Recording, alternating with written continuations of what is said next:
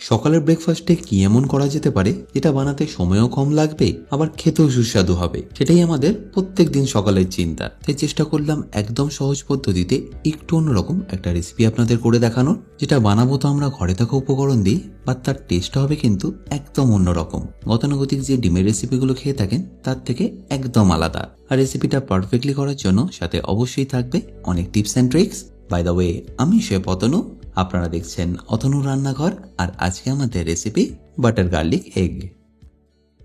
তাহলে সবার প্রথমে বাটার গার্লিক এগটা বানানোর জন্য আমি এখানে নিয়ে নিয়েছি একটা বোল, যার মধ্যে আমি 6টা থেকে 8টা ডিম ভেঙে নেবো। মোটামুটি 4 জনের জন্য এই কোয়ান্টিটিটা এনাফ। আর আপনি যদি ফ্যামিলি মেম্বার এর থেকে বেশি থাকে তাহলে সেখানে 10টা থেকে 12টা ডিমও দিয়ে দিতে পারেন। আর ডিমগুলো ভেঙে নেওয়ার পরে এটাকে ভালো করে একবার আপনাদের ফেটিয়ে নিতে হবে। কিন্তু মনে রাখবেন, ফেটানোর সময় আপনার কোনো রকম নুন বা গোলমরিচ এখানে দেওয়ার দরকার নেই। কোন সময় সেগুলো দিতে হবে সেগুলো আপনাদের নিশ্চয়ই জানাবো। আর তার আগে এই ডিমটাকে একবার ভালো করে এইভাবে আপনাদের ফেটিয়ে নিতে হবে। আর ফেটানো হয়ে গেলে এটাকে কুক করার জন্য আমি একটা ফ্রাই প্যান নিয়ে নিচ্ছি। তারপর গ্যাসটা অন করে আমি এখানে দিয়ে দেবো 1 থেকে 1.5 চামচ মতো সাদা তেল। যেহেতু আমরা ননস্টিকে করছি সেই জন্য আমাদের খুব বেশি তেলের দরকার নেই। এবার তেলটাকে ফ্রাই প্যানের মধ্যে এইভাবে ভালো করে ছড়িয়ে নিন। তারপর যখনই দেখবেন তেলটা একটু গরম হয়ে গেছে তখন এখানে আপনাদের দিয়ে দিতে হবে ফেটিয়ে রাখা ডিমটা। এই সময় ফ্লেমটা আপনাদের লো টু মিডিয়াম রাখতে হবে। এবার যে আমরা স্ক্রাম্বলটা বানাবো সেটা হবে খুবই নরম, আর সেটার পদ্ধতিটা আপনারা দেখতে থাকুন। এবার ফ্লেমটা লো টু মিডিয়াম রেখে এটাকে আপনাদের এইভাবেই ঠিক মিশিয়ে নিতে হবে। আমি কিন্তু দেখুন খুব বেশি জোরে জোরে মেশাচ্ছি না, কারণ সেটা করলে কি হবে, ডিমটা ভুর্জি হয়ে যাবে, যেটা এই রেসিপির জন্য আমাদের লাগবে না। আমাদের যেটা লাগবে একটু বড় বড় চাঙ্ক, সেই জন্য আপনাদের এইভাবে আস্তে আস্তে এটাকে মিশিয়ে নিতে হবে। দেখুন ডিমটা আবার যত কুক হবে এইভাবে জমতে শুরু করবে। ঠিক এই সময় আপনাদের দিয়ে দিতে হবে পরিমাণ মতো নুন। এর আগে যদি আপনারা নুনটা দিয়ে দিতেন সেক্ষেত্রে এই টেক্সচারটা আপনারা কখনোই পেতেন না। এই পদ্ধতিতে করলে দেখবেন ডিমটা একদম সফট হবে, এটা মুখে দেওয়ার সাথে সাথেই দেখবেন মিলিয়ে যাচ্ছে। আশা করি নিশ্চয়ই বুঝতে পারছেন আমি কিন্তু খুব বেশি মেশাচ্ছি না। এই যে বড় বড় চাংটা সেটাই আমাদের দরকার। এটাই যদি আপনারা জোরে মিশিয়ে দেন তাহলে দেখবেন এটা ভুর্জি হয়ে যাচ্ছে, যেটা আমি আগেই আপনাদের বললাম। আর ডিমটা আপনাদের কুক করে নিতে হবে 90 to 95% মতো, তাহলেই ওই সফট ব্যাপারটা আসবে। আর তাই এই সময় আমাদের ডিমটাকে তুলে নিয়ে রেখে দিতে হবে একটা প্লেটের মধ্যে। ডিমটা নামানোর পরেও কিন্তু আস্তে আস্তে কুক হতে থাকবে, তাই যে 10% বা 5% বাকি থাকবে সেটা কিন্তু ওই রেস্টিংয়েই কুক হয়ে যাবে। এবার ওই একই ফ্রাইং প্যানে নিয়ে নেবো 1 বড় চা চামচ মাখন, যেটাকে আমাদের প্রথমে একটু গলিয়ে নিতে হবে। আর এই সময় মনে রাখবেন ফ্লেমটা কিন্তু আপনারা লো টু মিডিয়াম রাখবেন। আর বাটারটা একবার গলে গেলেই দিয়ে দিচ্ছি আমি এখানে 2 চা চামচ কুচনো রসুন। এবার এটাকে আপনাদের ততক্ষণ কুক করতে হবে যতক্ষণ এর থেকে কাঁচা গন্ধটা চলে যাচ্ছে। খুব বেশিক্ষণ সময় লাগবে না, মোটামুটি ধরে নিন 1 থেকে 1.5 মিনিট মতো। চেষ্টা করবেন এটা এমনভাবেই কুক করা যাতে এর মধ্যে কোনো রকম কালার না আসে।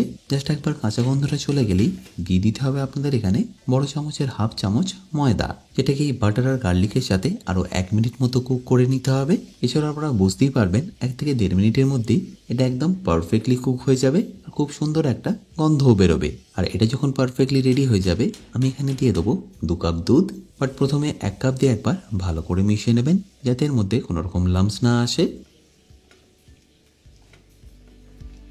আর তারপর আরও 1 কাপ অ্যাড করে দিন। এবার গ্যাসের ফ্লেমটা মিডিয়াম টু হাই রেখে এটাকে ভালো করে মিশিয়ে নিন। দেখবেন আস্তে আস্তে যত মেশাবেন এটা ঘন হতে শুরু করবে।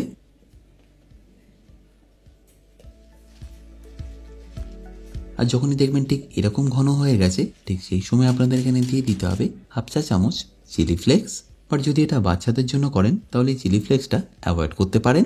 আচ্ছা, এবার এখানে দিয়ে দিতে হবে স্বাদ মতো নুন, সাথে 1/2 চা চামচ ব্ল্যাক পেপার পাউডার আর 1 চা চামচ অরিগানো। আশা করি এইগুলো আপনাদের বাড়িতে নিশ্চয়ই থাকবে।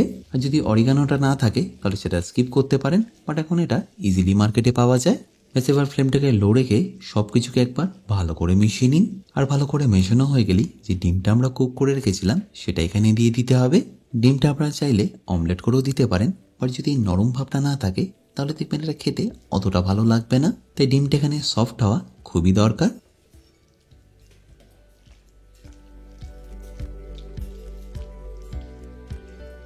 আর ডিমটা ভালো করে মেশানো হয়ে গেলে ফাইনালি এটাকে ফিনিশ করুন ধনেপাতা বা পার্সলে পাতা দিয়ে। অনেকের কাছে হয়তো পার্সলে পাতা থাকবে না, তাই জন্য আমি ধনেপাতাটার অপশান দিয়ে রাখলাম। তাহলে নিশ্চয়ই দেখতে পেলেন এটা কত সহজ আর সিম্পলভাবে বানিয়ে নেওয়া যায়। আর যেহেতু এটা একটু অন্যরকম রেসিপি তাই টেস্টও হবে দেখবেন অসাধারণ।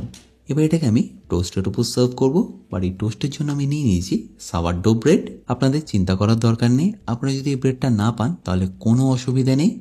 জাস্ট রেগুলার ব্রেড টোস্ট করে তার উপরে দিয়ে আপনারা এটাকে খেতে পারেন। এবার এটাকে গ্রিল বা টোস্ট করার জন্য আমি প্রথমে ব্রেডটাকে কেটে নেব।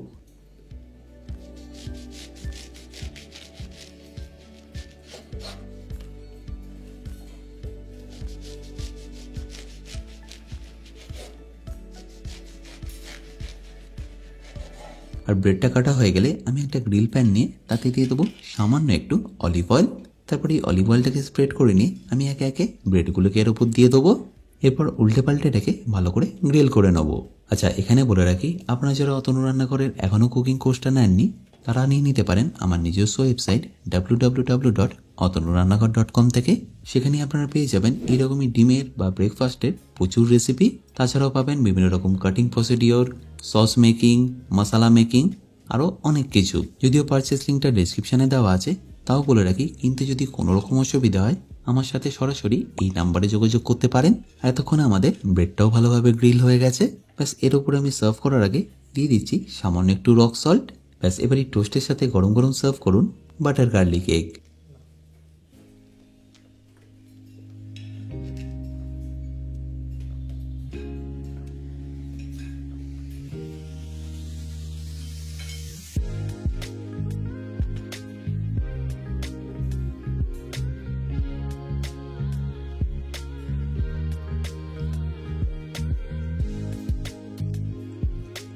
আশা করি সম্পূর্ণ রেসিপিটা আপনাদের নিশ্চয়ই ভালো লেগেছে। আর ভালো লাগলে প্রতিবারের মতো আমাকে কিন্তু কমেন্টে জানাতে ভুলবেন না। বাই দ্য ওয়ে, আমি শেফ অতনু, আপনারা দেখছিলেন অতনু রান্নাঘর। দেখা হচ্ছে আপনাদের সাথে আর একটা নতুন রেসিপি নিয়ে নেক্সট এপিসোডে। ভালো থাকবেন, সুস্থ থাকবেন।